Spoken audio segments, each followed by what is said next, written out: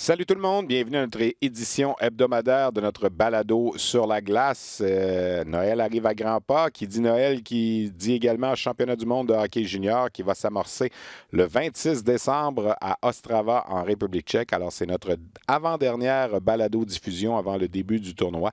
La semaine dernière, lorsqu'on s'est parlé, lorsqu'on a enregistré l'émission, on était au premier jour du camp de sélection d'équipe Canada junior à Oakville. Il y avait à ce moment-là 31 joueurs qui étaient présents au camp. On venait d'apprendre que Joe Veleno avait été libéré également par les Griffins de Grand Rapids. Le camp de sélection est terminé, alors je vais vous parler amplement de ce camp de sélection. Je vais vous parler de la composition de l'équipe canadienne junior qui est presque complète à une exception près. Alors évidemment, on aura un grand segment réservé à Équipe Canada junior au cours de notre balado-diffusion.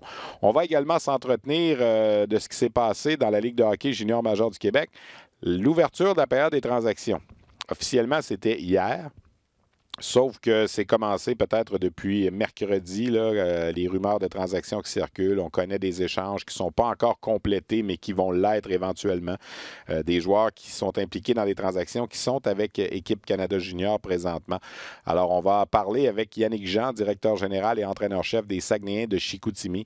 Yannick a été très actif depuis le début de la période des transactions et les Saguenayens qui sont en train de s'armer pour tenter de remporter le tout en mai prochain. Ce sera à voir. On va également s'entretenir dans notre bloc sur le championnat mondial de hockey junior avec André Tourigny, l'entraîneur adjoint de l'équipe. Une entrevue que j'ai réalisée vendredi au lendemain de la composition de l'équipe. Donc, il en sera abondamment question. Si vous voulez avoir des informations un peu sur ce à quoi pourrait ressembler l'édition 2020 d'équipe Canada junior, André Tourigny va répondre à plusieurs de ces questions-là. Et dans l'entrevue qu'on a réalisée, vous allez voir, il y a un segment intéressant aussi sur la pression qu'on met sur ces jeunes joueurs année après année pour ce tournoi qui a lieu dans le temps des fêtes. Comme c'est la coutume à chaque semaine, on va également revenir sur la semaine du Rocket de Laval dans la Ligue américaine. Le Rocket qui a un petit peu plus de difficultés en fin de semaine avec des effectifs réduits et la visite des Americans de Rochester. Ça n'a pas été facile. Et j'ai réalisé une entrevue samedi avec l'attaquant Michael McCarron qu'on va vous présenter également en fin d'émission. On va revenir aussi sur ce qui s'est passé au Challenge Midget 3A. C'est assez phénoménal le tournoi qui a pris fin hier dans la région du Saguenay. Et je vais vous glisser un mot également sur les deux matchs qu'on a présentés à RDS hier dans le cadre du défi mondial Junior A. Ça a été deux très bons matchs. Le Canada qui malheureusement s'est incliné en finale en deuxième période de prolongation. On va revenir là-dessus un petit peu plus tard. Donc voilà, ça c'est le menu qu'on a pour vous au cours des prochaines minutes. Tout de suite, on revient sur la sélection d'équipe Canada Junior. Il y a eu 3 jours d'entraînement, 2 matchs contre les étoiles universitaires et on a réduit les effectifs pour arriver pour le moment à 24 joueurs. 14 attaquants, 7 défenseurs et 3 gardiens de but. Il est d'ores et déjà assuré qu'on va y aller avec 3 gardiens de but cette année. Comme le tournoi est en République tchèque, s'il y a une blessure qui survient, c'est difficile de rappeler un gardien là, et de l'amener en République tchèque à Ostrava en dedans de 24 heures d'avis, surtout si la blessure survient dans un match où on rejoue le lendemain en moins de 24 heures. Alors, on prend nos précautions cette année. Il y a 3 gardiens dans l'équipe.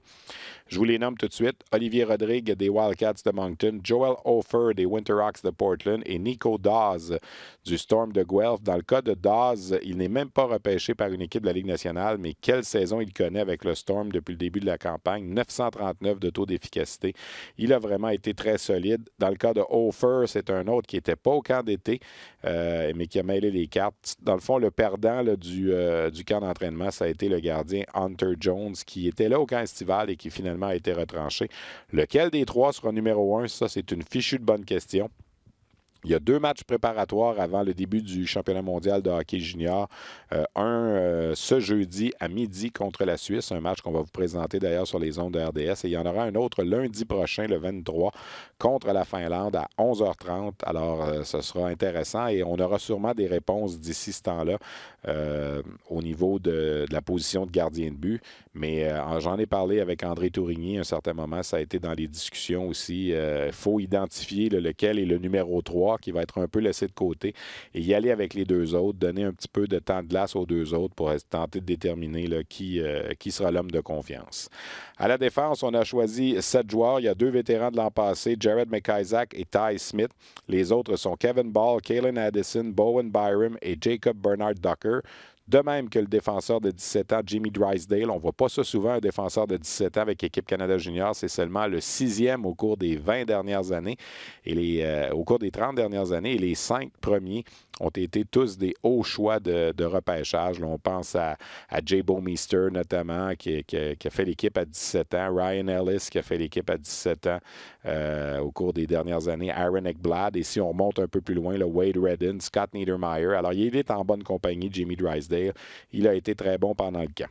À l'attaque, on a gardé 14 attaquants. Pourquoi? Parce que Hayden Dudas, présentement l'attaquant de Owen Sound, est blessé à une main. Donc, on n'est pas certain de sa condition. Est-ce qu'il va être rétabli à temps pour pouvoir prendre part au tournoi? C'est pourquoi on a gardé 14 attaquants. Si jamais Dudas devait revenir à la maison, ben, les 13 autres vont demeurer dans l'équipe. Si toutefois Dudas est apte à jouer, j'ai l'impression qu'un de nos représentants, là, entre Raphaël Lavoie, Benoît-Olivier Gros et Dawson Mercer, pourrait être retranché. En tout cas, si on se fie aux discussions là, que j'ai eues la semaine dernière avec les dirigeants d'équipe, les dirigeants de l'équipe, c'est dans cette direction-là que ça penche. Les autres attaquants, ben, Liam Foudy, Joe Veleno, évidemment, on vous en a parlé, Alexis Lafrenière, vétéran de l'an passé, Barrett Hayton, qui a été finalement prêté par les Coyotes de l'Arizona. Ça, c'est une bonne nouvelle que l'équipe a appris jeudi dernier. Akil Thomas, Connor McMichael, Ty Dellandrea, Dylan Cousins, Nolan Foote et l'attaquant de 17 ans aussi, Quinton Byfield, qui s'est taillé une place avec l'équipe. Byfield qui avait été très bon lors de la Coupe Linka Gretzky l'été dernier. Alors, l'équipe canadienne, donc, il reste un joueur à retrancher. Et on s'entraîne présentement, on est à Vienne. D'ailleurs, hier, pour la première fois de la semaine, Alexis Lafrenière a sauté sur la patinoire là, pour la formation canadienne. Lui qui n'avait pas patiné à Oakville la semaine dernière, soigne des bobos à la cheville. Alors, on ne voulait pas prendre de chance. Il a patiné pour la première fois hier à Vienne. L'équipe s'entraîne à Vienne, en Autriche, jusqu'à mercredi, en marge de se préparer pour ce match contre la Suisse qu'on va disputer jeudi à Brno, en République tchèque. Un match qui va être le premier là, pour cette formation. Et rapidement, là, Alexis Lafrenière complétait un trio avec Barrett Hayton et Nolan Foote. Ça pourrait bien être l'unité numéro 1 d'équipe Canada Junior cette année. Évidemment, Hayton joue avec les Coyotes de l'Arizona depuis le début de la saison. Il a 4 points en 14 matchs. Et dans le cas de Nolan Foote, ben, c'est un attaquant des Rockets de Kelowna qui a 33 points en 25 matchs depuis le début de la saison. Il est le fils d'Adam Foote, l'ancien défenseur de la Ligue nationale de hockey. Si on y va un petit peu côté statistique avec cette formation canadienne, ben, peut-être mentionner qu'il y a 9 joueurs de la Ligue de l'Ontario, 6 de la Ligue junior majeure du Québec, 6 de la Ligue de l'Ouest, un représentant des collèges américains. Il y a un joueur de la Ligue américaine, c'est Joe Veleno, c'est un Québécois, et un joueur de la Ligue nationale, c'est l'Ontarien Barrett Hayton. Ça, c'est donc en proportion, là, il y a 10 joueurs de l'Ontario, 5 joueurs du Québec. Ce sont les deux provinces là, qui dominent au sein de la formation. 17 joueurs de 19 ans, 5 de 18 ans et 2 de 17 ans. Évidemment, ça peut changer là, avec la dernière coupure qui reste à avoir. Les Mooseheads d'Halifax sont l'équipe la mieux représentée avec 3 porte-couleurs. Jared McIsaac, Raphaël Lavoie et Benoît-Olivier Gros. Évidemment, ça aussi, ça peut changer si jamais on retranche un des deux derniers. Les Knights de London ont 2 représentants. Les Hurricanes de Lethbridge ont 2 représentants. Peut-être vous mentionner qu'il reste encore 2 joueurs dans la Ligue nationale d'âge junior qui, pour l'instant, n'ont pas été prêtés à la formation canadienne. Kirby Dack des Blackhawks de Chicago et Noah Dobson des Islanders de New York. Alors, comme je le disais en début d'émission, on a réalisé une entrevue avec l'entraîneur adjoint d'équipe Canada Junior, André Tourigny, pour qui ce sera une 4e participation au championnat du monde de hockey junior en tant qu'entraîneur adjoint. Il était là en 2010, 2011 et 2013. Il a fait un séjour de 3 ans dans la Ligue nationale. Avant de revenir au niveau junior, il a dirigé 1 an les Mooseheads d'Halifax. Et depuis 3 ans maintenant, il est l'entraîneur-chef des 67 d'Ottawa dans la Ligue de l'Ontario. Une entrevue qu'on vous propose à l'instant qui a été réalisée vendredi à Oakville. Ça dure une dizaine de minutes. Vous allez apprendre des choses là, sur Équipe Canada Junior 2020. Et je vous invite à être particulièrement à l'écoute de la fin de l'entrevue où on parle un peu de la pression qu'on place sur ces 23 joueurs là, qui vont représenter le pays pour le championnat mondial de hockey junior. Quel genre d'équipe on a cette année? Bien, je pense qu'on a une équipe là, qui a beaucoup de talent. Si on regarde au niveau de la façon qu'on a bâti notre équipe, les 4 trios vont avoir beaucoup d'offensives, beaucoup d'attaques, beaucoup de gars qui sont capables de marquer des buts. On va avoir une belle profondeur. Je pense qu'on a des excellents défenseurs. De 1 à 7, belle profondeur, des bons défenseurs. Puis même chose dans les buts. Là, je pense qu'on avait 4 bons gardiens au camp, on a vraiment 3 bons gardiens. Ça va être une belle bataille. C'est difficile de savoir qui va être le numéro 1, par exemple, au moment où on se parle. Très difficile. Très difficile. Puis on veut... c'est une situation qui est particulière dans le sens qu'on a 2 games avant le tournoi. Après, c'est le tournoi. Puis tous ces gars-là sont habitués de jouer 2-3 games par semaine. Ouais, mais là, cette semaine, ils ont joué 2 demi-games. La semaine prochaine, on a 2 games. Il faut séparer les games. Après ça, on a une semaine, puis c'est le tournoi commence. Il faut que tu gardes... Il va falloir identifier, je pense, assez rapidement. Quand je dis assez rapidement, aujourd'hui ou demain, comme staff, dire, OK, c'est qui notre 1 puis 2? Puis identifier c'est qui le 3e, dans le sens que... Peut-être pas 1 puis 2, mais c'est qui le 3e, dans le fond? Parce que on ne peut pas faire gauler 3 goalers, aller jusqu'au tournoi, parce que on va se tirer dans le pied. Là. On va avoir des gars qui n'auront pas de rythme quand on va arriver dans le tournoi. Donc, il faut identifier ça va être qui nos 2 gardiens, puis les faire gauler dans les matchs préparatoires pour s'assurer qu'ils ont du momentum quand on va arriver dans le tournoi. Donc, ça va être une belle petite discussion qui s'en vient. André, tu te souviens, moi, le 3 janvier dernier, quand l'aventure s'est terminée l'année passée, j'avais dit qu'il fallait qu'André Tourigny soit l'entraîneur-chef de cette équipe-là. Puis je pense que c'est quelque chose que tu voulais. Finalement, tu as accepté de revenir comme adjoint pour une 4e fois. Sauf erreur, je pense que c'est la première fois là, qu'un entraîneur est là 4 fois adjoint. Pourquoi tu es encore là comme adjoint puis que tu n'es pas entraîneur-chef? Puis c'est quoi ton rôle? Pourquoi tu as accepté? C'est une nouvelle génération qui est Canada. Tu vas me dire, une nouvelle génération depuis 2014. Oui, je sais, mais c'est la dernière fois que je l'ai faite, c'est en 2013. Moi, quand la gang qui était là, moi je l'ai faite, j'ai fait les moins 18 en 2008. Après ça, j'ai fait 2010, 2011, 2013. Il reste, je dirais, personne. Honnêtement, Sean Bullock, qui était à l'époque avec les moins 18, avant, je veux dire, pendant ces années-là, moi, j'ai jamais travaillé avec Bully, mais tous les autres, c'est tout du nouveau monde, que ce soit le gars des médias, que ce soit name it, le monde avec l'équipe, l'entourage de l'équipe, tout ça. Fait que c'est du monde avec qui ont changé leur façon de faire. Maintenant, il y a le programme des moins de 17 ans. Maintenant, avant, c'était seulement l'entraîneur-chef, maintenant, tu as un GM, tout ça. Fait que je pense que d'être dans cet environnement-là, d'apprendre comment ça marche. Maintenant, on a un science department qui font tout le côté physique. On a vraiment un côté... les stats avancées, plus développées. C'est toutes des choses que je n'avais pas travaillé avec. Donc, ça va me donner une bonne chance d'apprendre comment que ça marche, c'est quoi les attentes, tout ça. Fait que, puis, l'autre chose, je ne serais pas revenu comme adjoint, j'avais pas travaillé avec les Hunters. On le sait, nous autres, au Québec, on les a connus dans une autre époque, mais c'est des personnages mythiques, c'est des gens qui ont gagné, c'est des gens qui ont beaucoup de vécu, qui ont une grosse réputation, qui ont une réputation de gagnant. Puis d'être dans l'entour de ces gens-là, c'est une belle expérience pour moi, puis c'est une belle chance encore d'apprendre, puis de devenir meilleur, puis de voir où est-ce que je peux être meilleur, où est-ce que je peux apprendre. Puis, en même temps, je crois en ces gens-là pour gagner la médaille d'or. On veut gagner, puis je pense que c'est des bonnes personnes pour atteindre ce goal-là.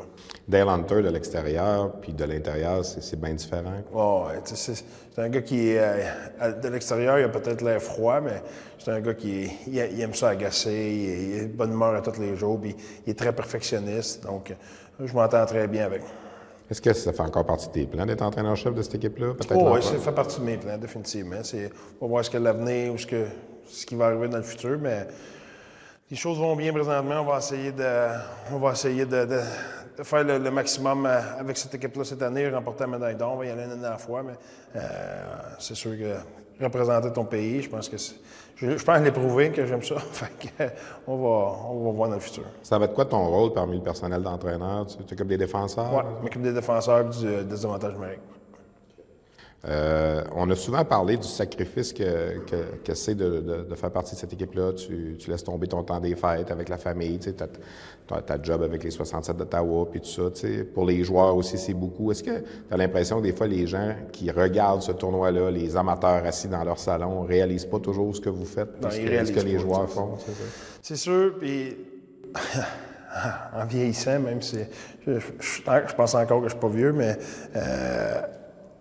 tu réalises que c'est beaucoup de temps parce que non seulement tout ce que tu viens de dire, mais une fois par semaine, une fois par 2 semaines, tu as un conference call. Tu reçois des emails régulièrement toutes les semaines, des choses qu'il faut que tu fasses attention.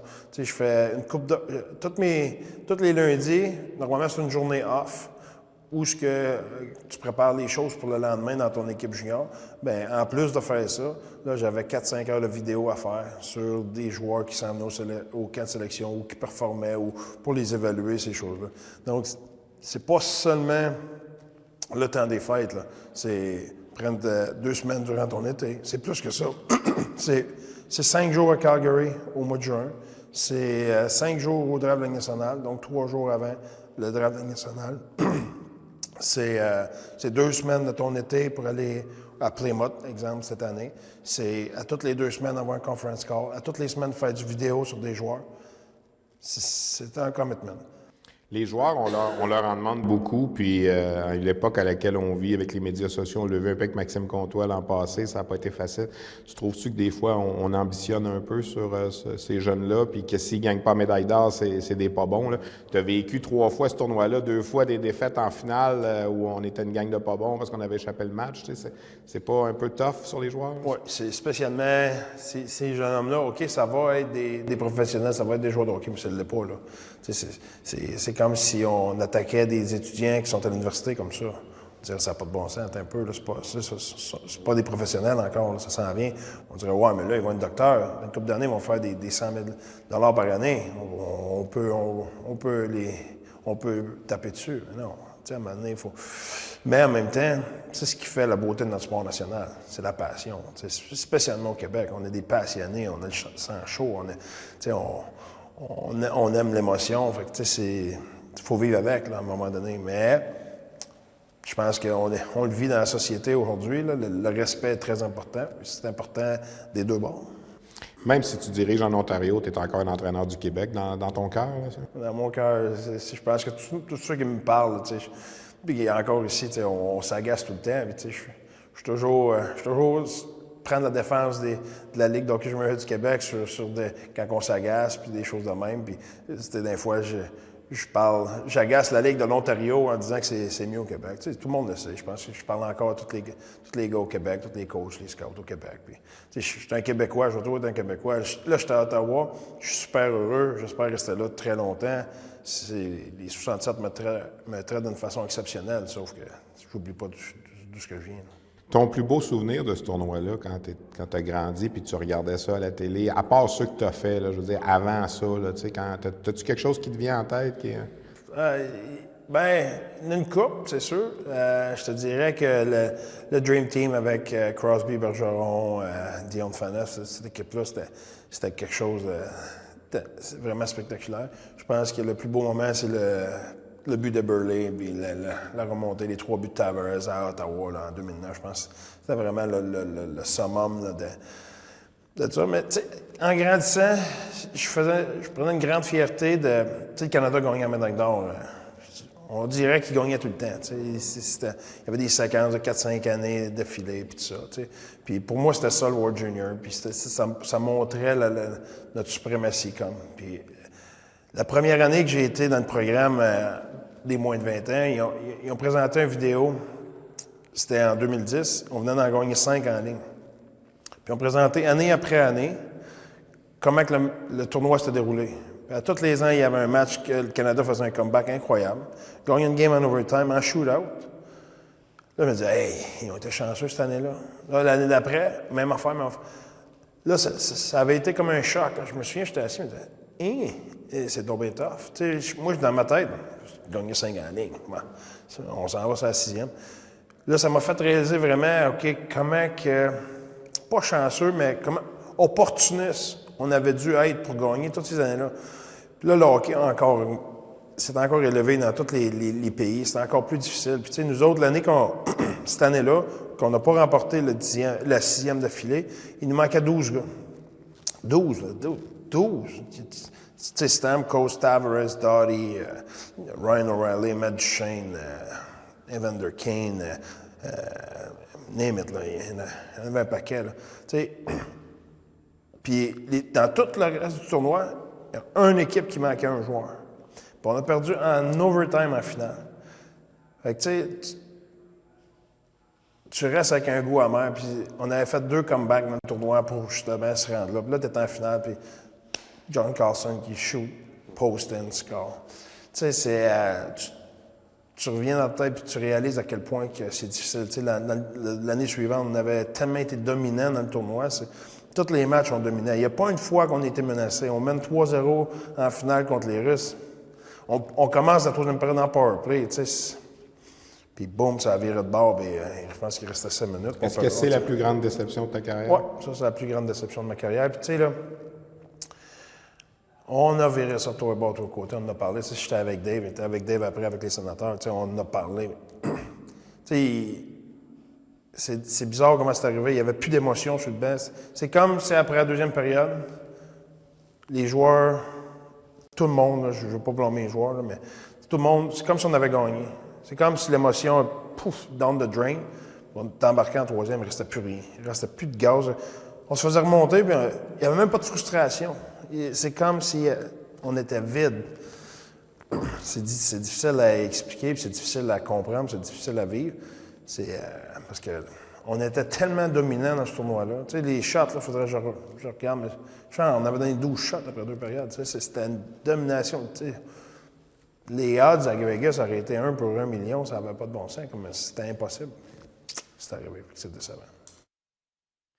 Alors voilà donc, excellente conversation avec André Tourigny, entraîneur adjoint de Dale Hunter pour l'édition 2020 d'équipe Canada Junior. Il est revenu là, sur les 2 défaites amères qu'il a subies en 2010 et en 2011.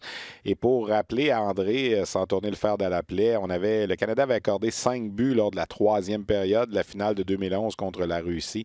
Ça faisait 147 matchs en ligne que ce n'était pas arrivé à l'équipe canadienne au championnat du monde de hockey junior. Il fallait remonter à 1989. Alors, ça faisait plus de 20 ans. Là, on additionne 7 matchs par année. Alors, plus de 20 ans, plus de 140 matchs.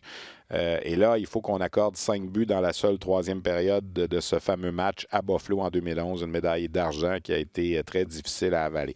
Alors, évidemment, je vous invite à continuer de suivre RDS au cours des prochains jours. On va vous parler abondamment du championnat mondial de hockey junior et je vous rappelle ce premier rendez-vous jeudi à midi sur les ondes de RDS, le match préparatoire Canada-Suisse. J'ai envie de vous parler maintenant de la période des transactions dans la Ligue de hockey junior major du Québec et de l'actualité dans la LHJMQ. Il faut le dire, il y a beaucoup de choses qui se passent, des choses qu'on connaît, qui sont déjà officielles, d'autres qui vont venir, qui sont au département des rumeurs, mais des rumeurs confirmées. Au moment où on se parle, on enregistre cette balado-diffusion là, en fin d'après-midi, lundi, le 16 décembre. Il y a 4 équipes là, qui se sont vraiment mises sur le tableau des équipes acheteuses pour tenter de tout gagner cette année. Il n'y a pas de surprise dans les 4 cas, on le savait. Les Saguenay-Chicoutimi, l'Océanique de Rimouski, les Wildcats de Moncton, 3 formations dans l'Association de l'Est et bien sûr le Phoenix de Sherbrooke qui est toujours premier au classement général dans l'Association de l'Ouest. Transaction donc confirmée là, pour les Saguenay-Chicoutimi. On va en reparler tantôt avec Yannick Jean, j'en suis convaincu dans notre entretien. Félix Bibeau s'est amené d'abord dans un premier temps à Chicoutimi dans une transaction qui a aussi amené Carmine Anthony Pagliarulo, le gardien des Remparts de Québec. On a obtenu également un choix de 2e ronde des Remparts et on a cédé le jeune, excellent attaquant de 17 ans, Théo Rochette, qui n'avait peut-être pas le temps de glace qu'il souhaitait. Dans une équipe qui était quand même à maturité au Saguenay. Alors, il s'en vient à Québec, chez lui. Il est originaire de Donnacona. Donc, va jouer pour les Remparts là, pour les 2 prochaines années et demie, en principe. Lui qui est un espoir pour la séance de sélection de la Ligue nationale de cette année. Alors, c'est une grosse transaction. Les Sags, on ne peut pas le confirmer tout de suite, mais on le sait dans les cercles qu'ils ont aussi fait l'acquisition de Dawson Mercer des Voltigeurs de Drummondville. 18 ans seulement, donc admissible à revenir l'an prochain. De même que Raphaël Lavoie des Moussets d'Halifax. Alors, ces 2 acquisitions-là vont être confirmées au moment où l'un ou l'autre ou les 2 vont revenir du championnat mondial de hockey junior. Je vous disais tantôt que peut-être un Mercer pourrait être retranché là, si Aiden Dudas est prêt à jouer avec l'équipe canadienne. Sinon, ce sera au 6 janvier au matin. Mais c'est confirmé. Alors, Mercer, Lavoie et Bibeau, c'est ce qui s'appelle ajouter là, de la qualité, de l'expérience. Patrick Kite aussi, il ne faut pas l'oublier. Il a participé à la finale l'an dernier dans la Ligue de hockey junior major du Québec. Il a participé à la Coupe Memorial. Des grosses acquisitions. Les autres équipes se devaient de réagir également. Ça a été le cas de l'Océanique de Rimouski. On est allé chercher Walter Flower, défenseur de 20 ans des Mooseheads d'Halifax. Nicolas Gay, attaquant de 20 ans des Sea Dogs de Saint John. Il était le capitaine là-bas. Il a eu beaucoup d'expérience en série l'an passé avec les Voltigeurs de Drummondville. On est allé chercher également Andrew Coxhead, un attaquant de 19 ans des Remparts de Québec, et Olivier Bourret, qui est quand même un gars d'expérience qui a joué au Cap-Breton, qui était à Gatineau depuis le début de la saison. Donc, de bonnes acquisitions pour Rimouski aussi pour venir entourer un peu la grosse unité là, de Paré, Lafrenière et Zavgorodny. Dans ces transactions, on a notamment cédé l'attaquant Jeffrey Durocher qui avait 20 ans, donc qui devenait un joueur de 20 ans en trop, si on veut, à Rimouski. Sherbrooke avait parlé d'améliorer sa défensive. C'est exactement ce qu'on a fait. On est allé chercher Xavier Bolduc à l'Armada de Blainville-Boisbriand et Xavier Bernard du côté des Islanders de Charlottetown. On a dû céder Yann-Félix Lapointe, un défenseur de 20 ans dans le portrait. Ce qui veut dire qu'en ce moment, il y a toujours la possibilité d'ajouter un joueur de 20 ans là, du côté de Sherbrooke. Quoi qu'on a Christopher Benoit qu'on est allé chercher à Bécomo il y a quelques semaines. Est-ce qu'il pourrait faire l'affaire pour le reste de la saison ou si on va y aller avec un gars un petit peu plus d'expérience et de vécu? On verra bien ce que Sherbrooke va faire. Et les Wildcats de Moncton. Présentement, la seule transaction officielle, c'est l'acquisition de Dakota Lund Cornish du Drakkar de Bécomo qui va venir appuyer Olivier Rodrigue. On voulait un gardien de 19 ans là, pour venir appuyer Rodrigue.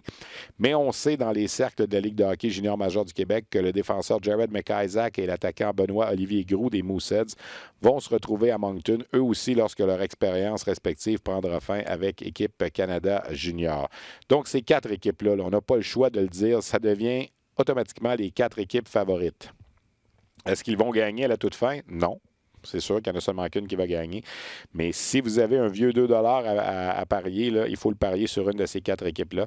Laquelle va être capable d'aller chercher le plus de chimie, d'avoir les bons résultats au bon moment? Bien, ça va dicter l'allure de la deuxième moitié de saison. On sait, Sherbrooke, c'est une nouvelle équipe. N'a jamais gagné la Coupe du Président.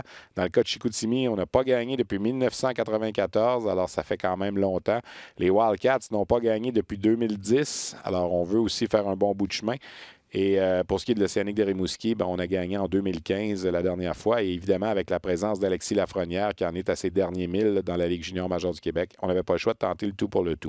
Dans la catégorie des acheteurs plus modérés, et j'aime un peu ce que les Cataractes de Shawinigan ont fait, premièrement, ils sont dans l'association la plus faible des deux dans la Ligue. On a quand même décidé d'aller chercher Maxime Trépanier. On avait un casier de libre pour un joueur de 20 ans du côté de Shawinigan. Alors pourquoi pas Maxime Trépanier qui avait 22 buts du côté des Mooseheads d'Halifax. On a également fait l'acquisition de Charles-Antoine Lavallée, gardien des Wildcats de Moncton, qui vient de réaliser 2 jeux blancs cette semaine à ses 2 derniers matchs avec les Wildcats. Il sera en compétition avec Antoine Coulombe. Alors on n'a pas payé trop cher, là, un choix de deuxième ronde pour Trépanier. On garde le noyau intact à Shawinigan et on améliore l'équipe un peu. Au moment où on est présentement, ce n'est pas encore confirmé, mais les Eagles du Cap-Breton vont aller faire l'acquisition de Xavier Bouchard, le défenseur du Drakkar de Bécomo. Donc, on va tenter aussi du côté de Cap-Breton de s'améliorer, mais la division, l'association est tellement difficile. J'ai hâte de voir si Cap-Breton va être plus compulsif et va ajouter d'autres éléments au cours des 2-3 prochaines semaines.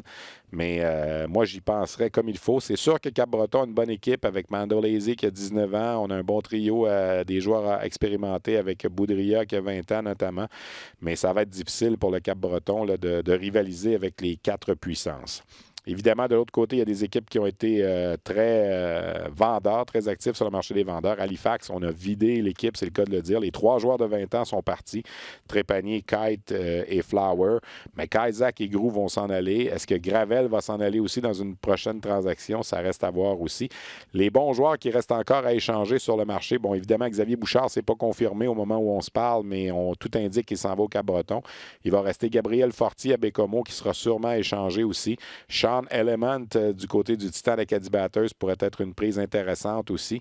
Et il y a des joueurs de soutien également qui peuvent être allés chercher. Il ne faut pas oublier Gravel à Victoriaville, Mathieu Gravel, le défenseur de 20 ans. Est-ce qu'il pourrait être une solution pour ajouter à Sherbrooke encore plus de mordant à sa défensive. Je doute qu'on y aille avec 3 défenseurs là, expérimentés, d'ajouter un 3e défenseur. J'ai l'impression que la prochaine transaction du côté de Sherbrooke va plus être du côté d'un attaquant. Il y a eu d'autres transactions mineures, évidemment, je vais vous faire grâce de tout ça, là, mais ça a été assez rock'n'roll là, depuis mercredi, jeudi. Il y a beaucoup de mouvements qui s'est fait très rapidement. Pour parler justement de ces transactions, telles que promis en début d'émission, je m'entretiens avec le directeur général Yannick Jean, une entrevue qu'on a réalisée là, tout juste avant le début de l'émission parce que Yannick avait d'autres obligations. Mais on a discuté notamment des acquisitions effectuées par les Saguenay et Chicoutimi. Alors, tel que promis en début d'émission, on s'entretient avec le directeur général Yannick Jean des Saguenay de Chicoutimi. Yannick, écoute, j'avais pas le choix de passer avec toi en premier. Je pense que c'est assez spectaculaire là, ce que les Saguenayens font depuis le début de la période de transaction et même un peu avant. Là, je pense qu'il n'y a plus de doute sur les intentions des Sags. S'il y en a qui avaient des doutes, là, c'est clair qu'on veut tout rafler cette année. Bien, on voulait s'améliorer. Je pense que nos joueurs ont prouvé en première moitié de saison, même si on a eu énormément de blessés, là, qu'ils voulaient gagner, ils voulaient faire en équipe. Ils étaient prêts à s'oublier pour l'équipe. Puis, je pense qu'on a eu un message clair de nos joueurs. On s'était donné un peu le moyen de nos ambitions dans les dernières années à accumuler des choix. On avait 4 choix de première ronde, 5 choix de deuxième ronde avant que la période de transaction commence. Donc, pour nous, c'était quand même une décision qui était facile à prendre. L'acquisition de Félix Bibeau, d'abord et avant tout, celle-là, on peut vraiment en parler de façon officielle. Il a déjà joué 2 matchs avec les Saguenayens. Il vient rejoindre Raphaël Harvey-Pinard. Les deux ont gagné ensemble l'an passé. Probablement le meilleur duo de joueurs de 20 ans de la Ligue, là, sans manquer de respect à qui que ce soit. Je pense que ces deux bonhommes-là, ensemble, ont prouvé qu'un, ils s'entendaient bien et qu'ils pouvaient gagner aussi. Oui, définitivement. Tu regardes les marqueurs des séries l'an dernier. Les deux ont fini dans le top 5. Il y a une chimie déjà. C'est inné entre les deux. C'est ces deux joueurs qui sont énormément responsables des deux côtés de la glace. Ils l'ont fait, sont habitués de gagner. Puis, leur expérience en cours de route va nous amener énormément. Puis c'est pas juste 2 bons joueurs de hockey, c'est 2 personnalités ultra attachantes. C'est comme ils ont comme du magnétisme. Puis les autres là embarquent avec eux. Là, c'est étonnant de voir ça. Vous êtes allé chercher également un défenseur. Je pense que c'était quelque chose qui était devenu nécessaire, surtout avec le fait que Jérémy Groslot là, ne revenait pas de la Ligue américaine. Patrick Kite, on le connaît peut-être un peu moins, mais c'est un défenseur extrêmement efficace avec les Moussets d'Halifax. Et lui aussi a goûté à la Coupe Memorial l'an passé, a participé au tournoi. Donc, c'est de l'expérience que vous êtes allé chercher avec lui aussi. Oui, énormément. Il est allé en finale de la Ligue. Il a participé à la finale de la Coupe Memorial également. Un peu dans le même ordre là, que Hervé Pinard dans le passé, que Bibeau maintenant. Kite représente du millage en séries éliminatoires également. Tu regardes les médias sociaux, puis les gens d'Halifax, ils disent que Kite, c'est un workhorse, il prend énormément de minutes. Il donne des minutes de qualité également, des deux côtés de la glace, capable d'être physique. Dans les séries éliminatoires, tu as besoin de ce genre de défenseur-là. Oui, je peux te dire aussi que j'ai croisé Éric Veilleux il y a quelques semaines à Syracuse, puis il m'en avait dit beaucoup, beaucoup de bien là, de Patrick Kite, qui l'a dirigé l'an passé. Là, je ne sais pas ce que tu peux me dire, je vais prendre une chance. Évidemment, les transactions ne sont pas officielles, mais tout le monde sait ou à peu près dans la Ligue que Dawson Mercer et Raphaël Lavoie vont s'amener aussi à Chicoutimi. Évidemment, c'est tributaire de ce qui se passe pendant le championnat mondial de hockey junior parce que les deux bonhommes présentement sont avec l'équipe canadienne. Qu'est-ce que tu peux nous dire là-dessus? Ouais, je peux pas vous en dire bien plus. Je peux vous dire que c'est 2 joueurs de qualité. Ouais. On a vu ce que Mercer fait depuis le début de l'année dans la Ligue de hockey junior major du Québec. Ce que Lavoie a fait dans les séries éliminatoires, 20 buts en plus de 22, 23 matchs. Ouais. C'est sûr que c'est certain que ces 2 joueurs-là seraient des ajouts de qualité pour n'importe quel club à travers la Ligue de hockey junior major du Québec. Maintenant, on va voir. On sait que c'est des bons joueurs. On va voir où est-ce que le futur va nous mener. Est-ce qu'il y a un danger, Yannick, quand une équipe comme la vôtre, qui était déjà solide, 24 victoires depuis le début de la saison, amène un paquet de nouveaux joueurs, là, de recréer, je vais peut-être exagérer un peu, là, mais presque un deuxième camp d'entraînement, là, quand tout ce monde-là va être arrivé au 6-7 janvier, là, de remettre tout ça en place puis de repartir? Oui, c'est certain que faut tout que tu analyses la situation, mais on a des joueurs qui à l'intérieur de ça, qui ont été habitués de gagner, qui l'ont fait dans le passé. Amener plein de joueurs de même pour l'avoir vécu. Lorsque tu n'as pas nécessairement de joueurs qui ont gagné, c'est pas tout le monde qui est facile. Mais lorsque tout le monde sait qu'est-ce que ça prend, ils n'ont pas le choix, il faut qu'ils achètent. Pour avoir parlé déjà là, à Bibo depuis le début de la période de transaction, depuis le début là, de son arrivée là, il y a 4-5 jours ici, il disait faut savoir dans quoi qu'on s'embarque. On est prêt à laisser 2-3 minutes de jeu sur la glace, sur le tapis, le soir après soir, pour être certain d'avoir une meilleure équipe. Puis, ça vient avec le millage. Des gars qui sont habitués de gagner, ça l'aide toujours dans ces situations-là. D'avoir été obligé de sacrifier Théo Rochette, comment est-ce qu'on prend ça du côté du Saguenay? Je sais qu'au début, quand la transaction était annoncée avec Bibo, on parlait de choix au repêchage. Les gens ne savaient pas nécessairement que Rochette faisait partie de cette transaction-là, mais c'était le prix à payer là, pour compléter ce troc-là? Oui, c'était le prix à payer. Puis d'un autre côté, je pense que Théo désirait avoir un temps de glace plus élevé, un rôle plus important également. C'est son année de repêchage. On a dans, ni plus ni moins là, un peu exercé son vœu. Écoute, on a Hendrix Lapierre qui collabore souvent avec nous à RDS depuis le début de la saison. Malheureusement, là, 2 commotions cérébrales, c'est une première moitié de saison difficile pour lui. Ça a été long avant de marquer un premier but. Comment va-t-il présentement, là, Hendrix? Peut-être la version officielle là, des Saguenayens. Il y en a même qui ont peur à un certain moment là, pour la suite des choses pour lui. Où y en est-il présentement là, dans son retour? Pour l'instant, c'est certain que ce retour, c'est indéterminé. Il n'y a rien qui a changé de ce côté-là. Par contre, son moral est bon. Il a bénéficié du repos dernièrement, continué de voir des spécialistes là, la semaine dernière, puis va revoir le spécialiste au début du mois de janvier. Peut-être qu'à ce moment-là, là, on va avoir une meilleure idée là, en ce qui a trait là, à la personne, parce que c'est ça qui est le plus important pour l'instant, sa santé. Ouais. Puis ensuite de ça, là, comment ça pourrait prendre de temps là, avant qu'il revienne au jeu. Yannick, j'imagine qu'il y a une belle effervescence au Saguenay avec ce qui se passe présentement avec l'équipe. La dernière fois qu'on a gagné la Coupe du Président, tu étais un des défenseurs de l'équipe, tu es en arrière du banc. On a soif là, de gagner à Chicoutimi. On n'a pas vu la Coupe du Président depuis 1994. Oui, c'est vraiment le cas. Ouais. On ne peut pas dire le contraire. Les partisans sont ultra excités là, pour m'être promené un petit peu là, depuis quelques jours. J'essaie de rester à la maison le plus possible, mais sérieusement, les partisans sont contents. Puis, on a donné du hockey de qualité en première moitié de saison. On veut que ça continue dans cette veine-là. Puis, c'est pas à tous les années qu'on a la chance là, de côtoyer des gars puis de coacher des gars comme Raphaël Harvey-Pinard. On voulait profiter de cette fenêtre-là. Puis les partisans, là, je pense qu'ils vont être les grands gagnants de ça. En tout cas, les gens ont dit, ce que j'ai lu sur les médias sociaux, c'est si jamais ça ne fonctionne pas, ils ne pourront jamais te reprocher de ne pas avoir essayé. Exactement, c'est pour ça qu'on l'a fait. Hey, merci beaucoup Yannick d'avoir pris le temps. Passe un bon temps des fêtes, puis ça va être intéressant de suivre les Saguenayens en deuxième moitié de saison. Merci, c'est apprécié. Merci, salut.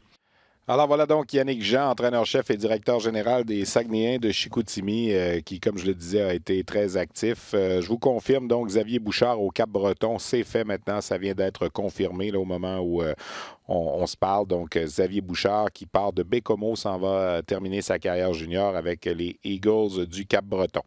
Si on laisse un peu tomber les transactions, il y a eu d'autres actualités dans la Ligue junior majeure du Québec. D'abord à Moncton, la saga semble terminée. John Torchetti a été congédié avec tout ce qui s'est passé depuis environ 3 semaines. J'avais lancé un peu à la blague le hashtag Where is John? John est parti et pour l'instant, c'est l'entraîneur adjoint Darryl Boyce qui va assurer l'intérim. On part à la recherche d'un nouvel entraîneur du côté des Wildcats. Faut-il rappeler que cette équipe est une des meilleures de la Ligue junior majeure du Québec. Mais il y a eu une mésentente importante entre Torchetti et la direction de l'équipe, particulièrement le propriétaire Robert Irving. Donc, du côté de Moncton, on n'a pas le choix là, de regarder dans une autre direction. Ça brasse beaucoup à Gatineau également. Il y a un conseil d'administration spécial. Demain, là, les actionnaires vont se réunir en réunion extraordinaire. L'équipe vient de perdre 12 matchs de suite. Elle avait eu une séquence de 10 défaites en début de saison aussi. 17e au classement général, à 10 points d'une place en série. faut-il rappeler que les Olympiques n'ont pas raté les séries éliminatoires depuis le printemps de 1984. Alors, c'est 35 ans de suite en série, mais là, c'est sérieusement menacé cette année. Certains réclament la tête du directeur général Alain Cyr, qui est un des actionnaires de l'équipe. Bref, il va y avoir du développement là-dessus cette semaine, mais c'est pas facile présentement à Gatineau. Et du côté de Baie-Comeau aussi, il y a une réunion spéciale. Il y aura un changement dans la direction de l'équipe. On sait que l'équipe appartient à la ville de Baie-Comeau. Réunion qui a eu lieu plus tôt aujourd'hui, là, et on va revamper un peu la façon de faire. C'est un organisme sans but lucratif qui dirige le Drakkar à Baie-Comeau. Et quelquefois, c'est pas toujours facile la relation entre le représentant de la ville, qui est propriétaire d'équipe, et la direction du Drakkar. On l'a vu dans le passé avec Steve Aaron, notamment, là, qui était le directeur général du côté de Baie-Comeau.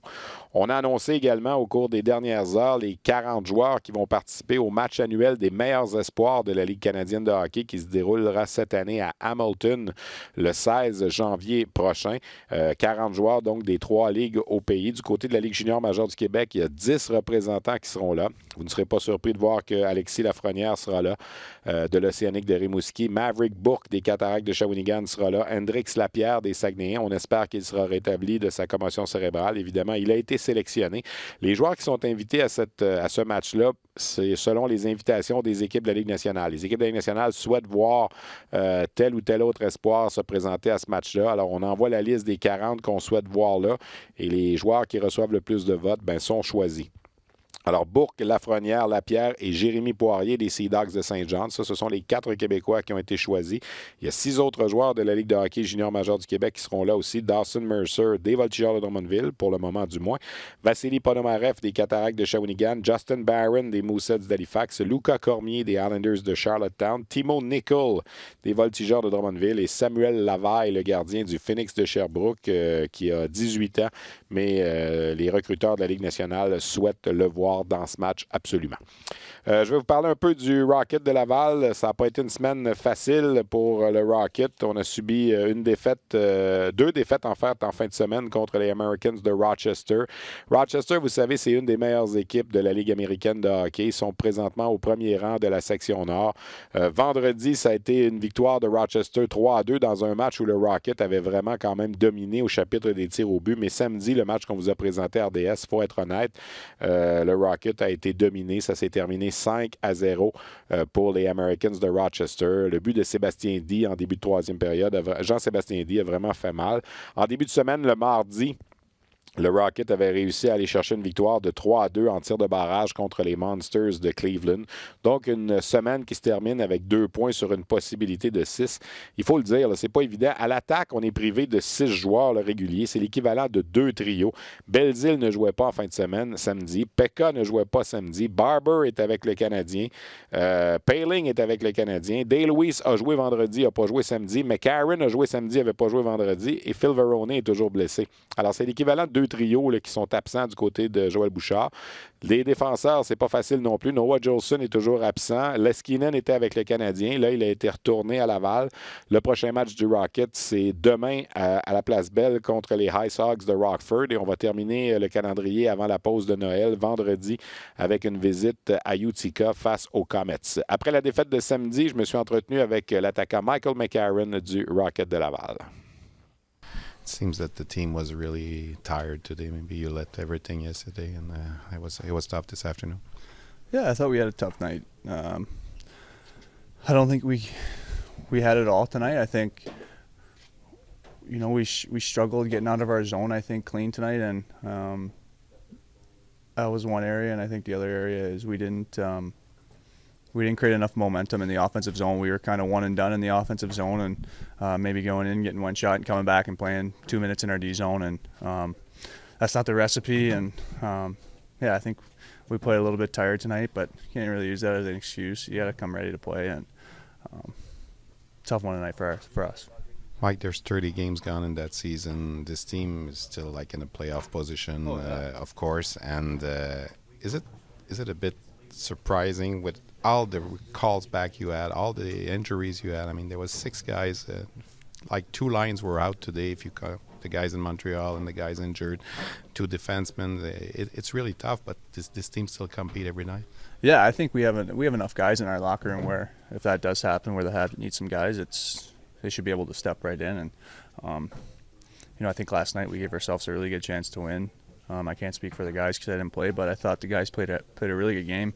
And I think you guys would say the same thing in the media, but I don't know. I think we have a really strong group of guys in here, and I think, like I said, if guys get hurt, guys go down, and our guys get called up, I think we have the right personnel to push and continue to stay in a playoff race. And I think we have the right personnel in here, right coaching staff, right everything, I think. For yourself, the first part of the season, I know there was this injury, but how would you assess your performance so far?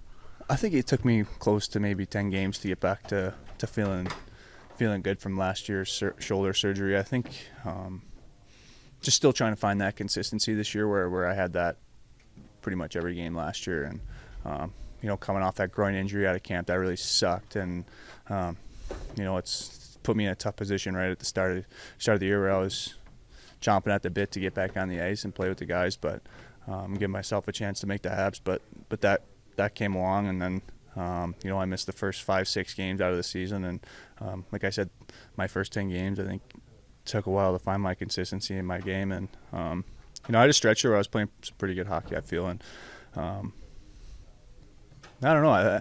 I'd say okay. I think I still have a lot more to give. And like I said, that consistency needs to be there for me. And I'm just waiting for 2020. And 2019 was injury. And that really stinks for me. But thinking about the positives and continue to work with this team.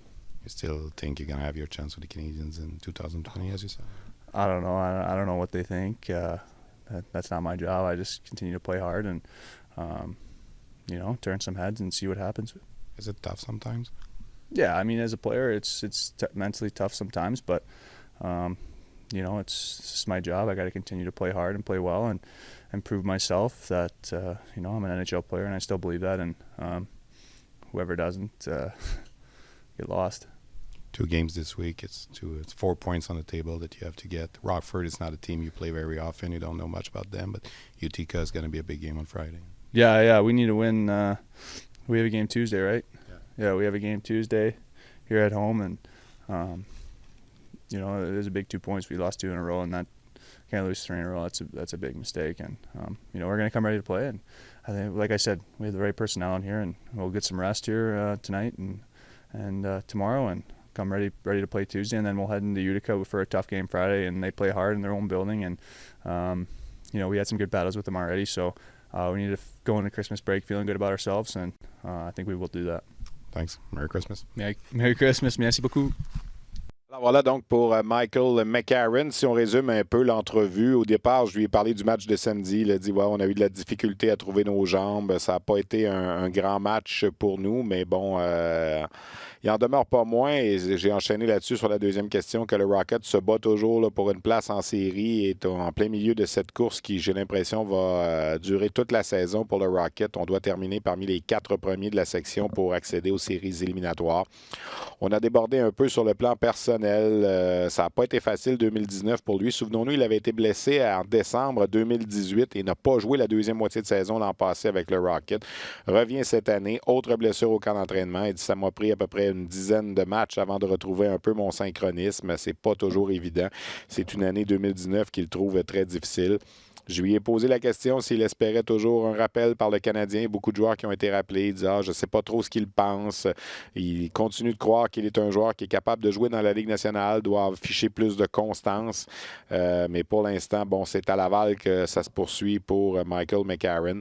Je lui ai parlé des 2 matchs qui s'en venaient également cette semaine. Des points qui sont disponibles pour le Rocket contre Rockford à la maison et surtout contre Utica vendredi, un rival direct dans cette course aux séries éliminatoires.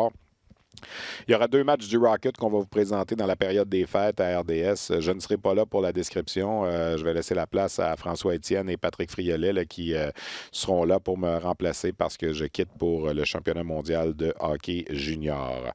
Je vais vous laisser en terminant en parlant de 2 autres sujets. On sait qu'à Sur la glace, on effleure à peu près tout là, au niveau des espoirs des ligues de hockey mineur. Hier, à RDS, on a présenté les 2 finales du défi mondial junior A. C'est un tournoi qui est moins connu un peu, qui a lieu en décembre à chaque année, qui réunit 5 équipes, les États-Unis, la Russie, la République tchèque, Canada-Est et Canada-Ouest. Ce sont des joueurs qui proviennent des ligues junior A.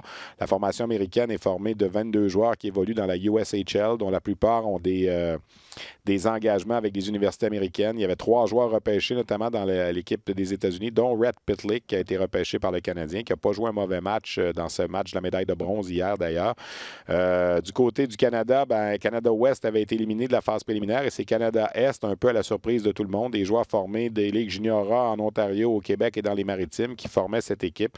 Il y avait 5 Québécois dans la formation, 3 porte-couleurs du Collège français de Longueuil, Charles Tremblay, Jérémy Laframboise et Philippe Chapelot. Dovar Tinling également qui joue à Hawkesbury en Ontario, qui est un Québécois qui a joué avec les Lions du Lac-Saint-Louis l'an dernier, qui appartient aux Cataractes de Shawinigan, mais qui pour l'instant lorgne du côté des États-Unis. Et Devon Levi, le gardien de but, qui a été phénoménal, autant en demi-finale qu'en finale. Il a été choisi le joueur par excellence du tournoi dans une défaite de Canada-Est 2-1 en 2e période de prolongation hier soir contre la Russie. D'ailleurs, du côté de la Russie, soulignons Vassili Ponomarev des Cataractes de Shawinigan qui était en uniforme pour cette formation. J'ai bien aimé Charles Tremblay du côté de la formation du Québec, un excellent patineur. Il a raté un lancer punition malheureusement dans le match qui aurait peut-être fait la différence dans ce revers de 2-1. On a perdu du côté canadien sur une punition peut-être un peu douteuse à Dovar Tinling, justement, en 2e période de prolongation et un tir dévié là, du côté russe qui a scellé l'issue du match. Mais ça a été quand même un bon spectacle. Alors, je voulais souligner là, le travail là, de cette équipe Canada-Est qui était dirigée par Martin Dagenet, un franco-ontarien qui dirige les Sénateurs junior A d'Ottawa, qui a fait du bon travail. On a égalé en fin de match lors d'une double avantage numérique. On avait retiré le gardien. On a marqué un but du côté canadien à 6-3. Ça a été assez spectaculaire. Et dans le match de la médaille de bronze, les États-Unis l'ont emporté 2-1 contre la République tchèque. C'était la première fois dans ce tournoi qui existe depuis 13 ans que ni les États-Unis ni Canada-Ouest remportaient la médaille d'or. Alors, une victoire pour la Russie. Et plusieurs de ces joueurs russes-là sont admissibles à la prochaine séance de sélection et certains vont jouer pour la Russie l'an prochain et dans 2 ans au championnat mondial de hockey junior. L'autre fait marquant de la fin de semaine, c'était le Challenge Midget 3A de la Ligue Midget 3A, un tournoi qu'on organise à chaque année au mois de décembre qui réunit les 15 formations de la Ligue Midget 3A et des équipes qu'on invite des Maritimes de l'Ontario, également les équipes au niveau scolaire et Midget Espoir. Un tournoi à 24 équipes qui a commencé mercredi à Ville-de-la-Baie et qui s'est terminé là, hier. Et ça s'est terminé par la victoire des Albatros du Collège Notre-Dame de Rivière-du-Loup. Et ce qui est phénoménal dans ce cas-là, c'est que cette équipe-là n'avait que 5 victoires en saison régulière, était 15e et dernière au classement général de la Ligue Midget 3A et a disputé 6 matchs à Jonquière et au Saguenay, en fait, au cours de la semaine. Et on est allé chercher 5 victoires. 9-0 contre une formation des Maritimes, le Valley Wildcats. 9-3 contre les Forestiers d'Amos. On a perdu le 3e match vendredi contre une des puissances de la Ligue, les Cantonniers de Magog, 3-1. On est arrivé en quart de finale samedi matin. On a éliminé Saint-Hyacinthe au compte de 3-1. Samedi soir, on a battu les Élites de Jonquière, l'équipe hôtesse du tournoi 5-3. Et on est allé chercher la victoire en grande finale 2-1 contre les Chevaliers de Lévis, une des puissances de la Ligue. Alors, les Albatros, grâce à ce gain, et c'est ça qui est particulier, se mérite un laissez-passer en première ronde des séries de la Ligue Midget 3. Alors, l'équipe, peut-être qu'ils ne seront plus derniers à la fin de l'année, mais même s'ils finissent derniers au classement général, il y a 15 équipes dans le circuit Yannick Lévesque. Il y a eu toujours une équipe qui a un laissez-passer en première ronde. C'est l'équipe qui gagne ce tournoi-là. Et les 14 autres s'affrontent dans des séries en première ronde. Les 7 gagnants vont rejoindre par la suite l'équipe qui a gagné le Challenge. Alors, même s'il termine dernier au classement général, Rivière-du-Loup s'en va assurément en quart de finale pour les séries éliminatoires puisqu'on a gagné le tournoi en fin de semaine. Je salue l'équipe de Mike McClure qui a gagné, a fait face à de l'adversité et a prouvé que lorsqu'on travaillait bien, on pouvait réaliser de grandes choses. Je suis convaincu que dans son podcast Mission Midget 3, Jasmin Leroux va vous parler amplement de cette victoire. Je sais qu'il est allé faire un tour au Saguenay la semaine dernière pour réaliser des entrevues pour cette balado-diffusion qui est présentée, qui est enregistrée le mardi. Alors, je ne veux pas trop brûler son sujet, mais les Albatros du Collège Notre-Dame, 5 victoires, 23 défaites depuis le début de la saison. Et là, on est allé gagner un tournoi en plein milieu de la saison comme ça. Ça va sûrement redonner beaucoup d'espoir, beaucoup d'entrain à cette formation du Bas-Saint-Laurent qui tire le diable par la queue là, depuis 2-3 ans. Il faut bien être honnête. Alors voilà donc qui complète cette balado-diffusion sur la glace, édition du 16 décembre. Je tiens à remercier, comme d'habitude, Luc Dansereau à la coordination, Olivier qui était là à la technique. Je remercie mes invités, Michael McCarron du Rocket de Laval, André Tourigny, entraîneur adjoint d'équipe Canada Junior, qui est présentement à Vienne, et Yannick Jean, directeur général des Saguenayens de Chicoutimi. On va refaire ça lundi prochain, le 23, avant de prendre une pause dans le temps des fêtes. Donc, on aura un balado sur la glace, dernière édition 2019, la semaine prochaine. Merci à tous d'avoir été là, puis on se retrouve très bientôt.